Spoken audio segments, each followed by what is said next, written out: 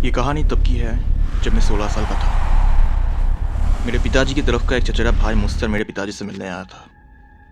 हमने उसे सालों से नहीं देखा था, लेकिन पिताजी चाहते थे कि वो डाउनटाउन अटलांटा में किसी कंस्ट्रक्शन साइट पर काम करे।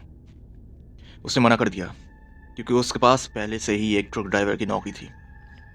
पिताजी ने फिर पूछा क्या वो रात के खाने के लिए रुकना चाहेगा, और उसने कहा ठीक है। मेरी सौतेली माँ रात के खाने के सामान लेने गई थी और पिताजी, मेरा चचेरा भाई और मैं बैठकर टीवी देख रहे थे। मेरी माँ सामान लेकर वापस आई तो उन्हें याद आया कि वो एक चीज़ लाना भूल गई है।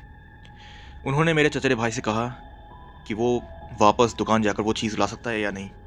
उसने हाँ कर दिया। फिर मैंने उससे पूछा कि मैं उसके साथ जा सकता हूँ अगर उसे बुरा ना लगे तो उसने कहा ठीक है, कोई बात नहीं, चल मेरे साथ।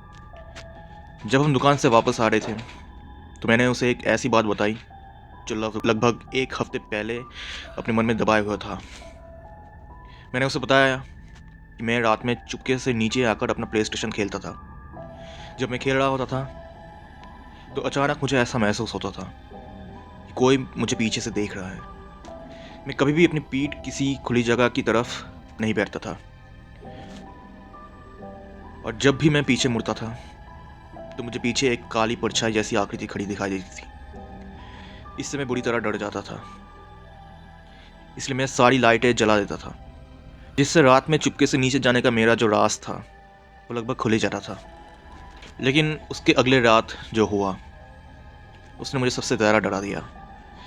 जैसे जैसे मैं अपने चचेरे भाई को यह सब बताता गया, मैंने उसे समझाया कि अगली रात जो हुआ उससे मुझे सच में यकीन हो गया कि कुछ अजीब चल रहा है अपने घर में।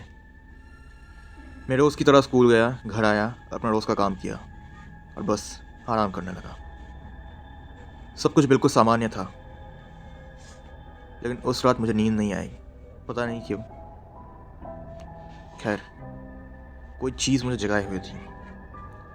जब आखिरकार मुझे नींद आई तो मैं रात को लगभग 2 बजे उठ गया।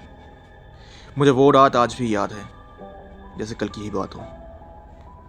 और उस रात मेरे पूरे शरीर में जो डर समा गया था ना, उसे मैं कभी नहीं भूल पाऊंगा, कभी नहीं। जब मैं जागा तो मुझे फिर से वही एहसास हुआ, मुझे कोई देख रहा था। और बस यही नहीं, ना ही वो मेरा पापा था और ना ही मेरा छोटा भाई।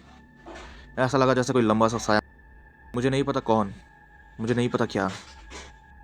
मुझे बस इतना पता है कि अगर मैं मुड़कर उस साय को देखता तो पता नहीं क्या हो जाता। हो सकता है मेरी बातें थोड़ी बड़ा चढ़ा कर लगे, लेकिन याद रखना कि उस समय मैं सिर्फ 16 साल का था।